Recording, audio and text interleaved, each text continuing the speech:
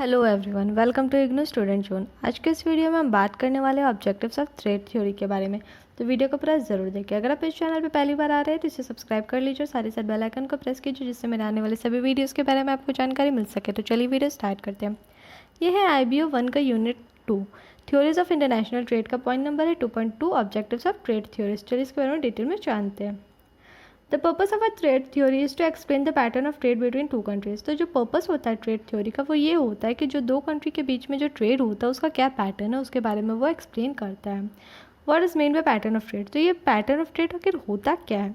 Suppose India exports garments, gems and jewellery and a few other products to the United States, while the latter exports computer parts such as hard disk and other machines to India. This pattern of export and import of goods is known as the pattern of trade. तो suppose कीजिए कि जो India है, ठीक है, वो क्या करता है, एक्सपोर्ट करता है गारमेंट्स को, जेम्स को और ज्वेलरी को और कुछ भी अदर प्रोडक्ट्स को यूनाइटेड स्टेट्स में।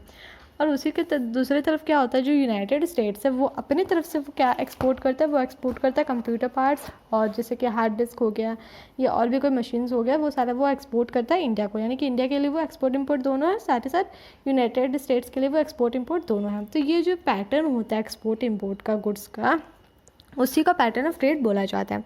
The theory of international trade explain why such a pattern emerges and list in the factor which cause such a pattern. तो जो थ्योरी होता है इंटरनेशनल ट्रेड का वो एक्सप्लेन करता है कि ऐसा पैटर्न इमर्ज क्यों हुआ और क्या क्या फैक्टर्स होते हैं जो कि इस पैटर्न को कॉज करते हैं। Trade between to nation is not just in goods. तो जो ट्रेड होता है दो नेशन में वो सिर्फ गुड्स का ही नहीं होता है, trade in services is also quite important. तो ट्रेड इन सर्विसेज का भी इंपॉर्टेंट बहुत ज़्यादा रोल होता है, सिर्फ गुड्स ही नहीं सर्विसेज का भी एक्सपोर्ट इंपोर्ट किया जाता है।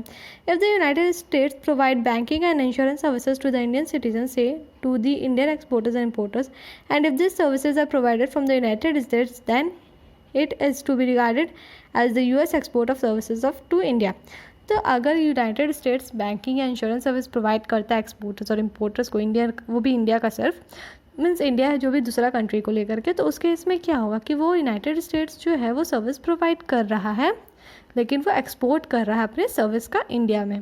तो there are two main theories of the pattern of trade, the classical और the Ricardian theory and the new classical theory और द हेराकस Ohlin Samuelson theory.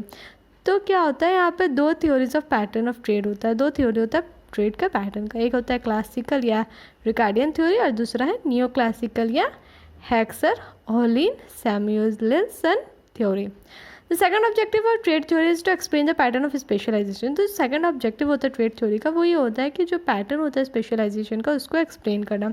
A pattern of specialisation tells us the kind of products and their quantities a country would produce.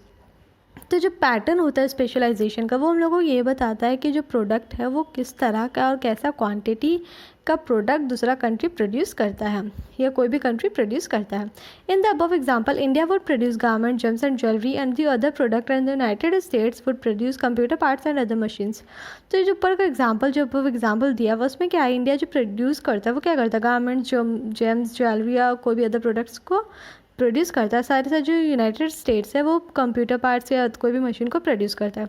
India मे और may not produce computer parts and machine which USA would produce or similarly USA may or may not produce garments and the gems and jewelry। तो क्या होता है India जो है वो produce कर भी सकता है नहीं भी कर सकता है जो USA प्रोड्यूस करता है, यानी कि कंप्यूटर पार्ट्स या कोई भी मशीनरी को, और उसी तरह से USA कर भी सकता है या नहीं भी कर सकता है गारमेंट, जेम्स एंड ज्वेलरी। अगर उसके पास स्किल लेबर्स है, स्किल वैसा है मशीन्स है जो इस सब चीज़ों का रिक्वायरमेंट को पूरा कर सकता है, ये सब चीज़ों को बनाने में उसको ज़्यादा प्रॉफिट मिलेगा अगर वो बनाता है तो तब वो बनाएगा। अगर उसको बिना ज़्यादा लॉस के या बिना ज़्यादा मीन्स इन्वेस्टमेंट के अगर उसको मिल जा रहा है, ज़्यादा प्रॉफिट हो रहा है, तो फिर वो बना भी सकता है नहीं भी बना सकता, वो उन पर टोटली डिपेंड करता है। The pattern of trade and the pattern of specialization will depend on the model you are using to explain these patterns। तो जो पैटर्न ऑफ ट्रेड और पैटर्न ऑफ स्पेशलाइजेशन होता है वो इस डिपेंड करता है उसके मॉडल पे और साथ ही साथ जो हम लोग पैटर्न उसको एक्सप्लेन करने के लिए यूज़ कर रहे हैं उस पर। If you are using the Ricardian theory that then you come to the conclusion that USA would not produce garment or gems and jewelry in which India has specialized. But if you are using the neoclassical theory then you would say that USA would produce the goods it is important it is importing from India. तो अगर मान लीजिए आप Ricardian theory को follow करते हैं, उसको use करते हैं, तो उस हिसाब से क्या होगा कि जो आपका कंक्लूजन ये निकलेगा कि यूएसए जो है वो गारमेंट, जेम्स, ज्वेलरी ये सारा कुछ प्रोड्यूस नहीं करेगा। लेकिन अगर आप नियॉन क्लासिकल थ्योरी को फॉलो करते हैं, उसे यूज़ करते हैं, तो उस केस में आप ये बोलेंगे कि जो यूएसए है वो प्रोड्यूस करेगा वो गुड्स को जो कि वो इंडिया से इम्पोर्ट कर रहा है।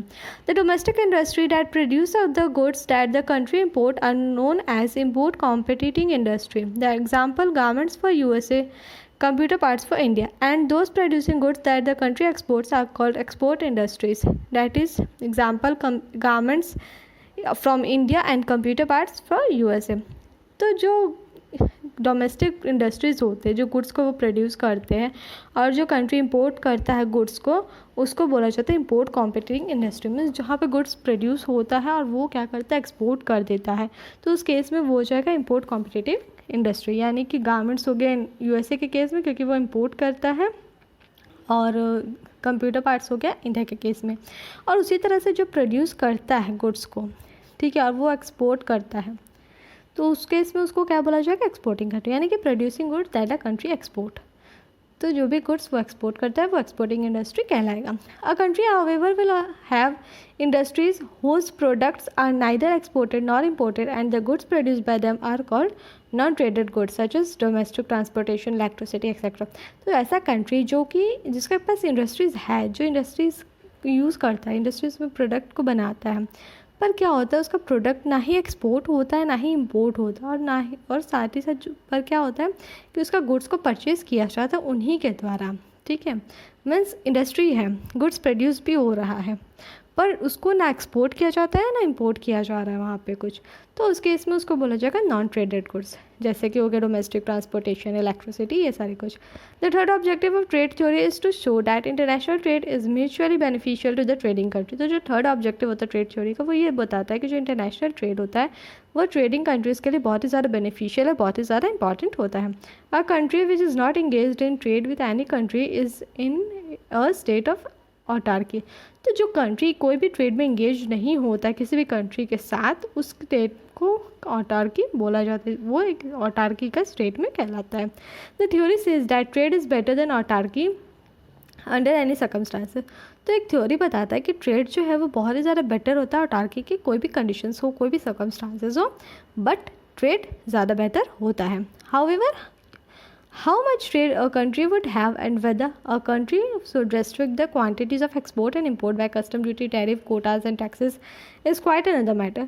पर कंट्री का क्या ट्रेड है, कितना ट्रेड करता है, क्या ट्रेड करता है, क्या कोई तरह का रेस्ट्रिक्शंस वो देता है कि नहीं देता, इंपोर्ट एक्सपोर्ट के क्वांटिटी में या एक्सपोर्ट के क्वांटिटी में, इंपोर्ट का जो कस्टम ड्यूटीज़ होता है, टैरिफ होता है, कोटा, टैक्सेस, कुछ भी होता है, वो सारा कुछ एक अलग मैटर कहलाता है।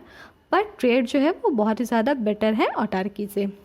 These issues come in the category of trade policy which will be discussed in Unit 4। तो ये सारे कुछ जो है वो ट्रेड पॉलिसी के कैटेगरी में आएंगे, जो कि हम लोग यूनिट 4 में उसके बारे में डिस्कस करेंगे। तो आई होप आपको ऑब्जेक्टिव्स के बारे में अच्छी तरह समझ में आ गई होगी कि क्या क्या ऑब्जेक्टिव्स होता है ट्रेड थ्योरी का। तो यहाँ पे मेनली देखिए 3 ऑब्जेक्टिव्स दिया हुआ है। तो आई होप आपको सब समझ में आ गया होगा। वीडियो को बार बार देखिए ताकि और अच्छी तरह से आपको क्लियर हो सके। किसी भी तरह का फिर भी डाउट रह जाता है तो कमेंट करके कमेंट सेक्शन में पूछिए, मैं पूरी कोशिश करूँगी आपके सारे डाउट्स को क्लियर करने के लिए। वीडियो को अपने फ्रेंड्स के साथ ज़रूर शेयर कीजिए। वीडियो को पूरा देखने के लिए थैंक यू।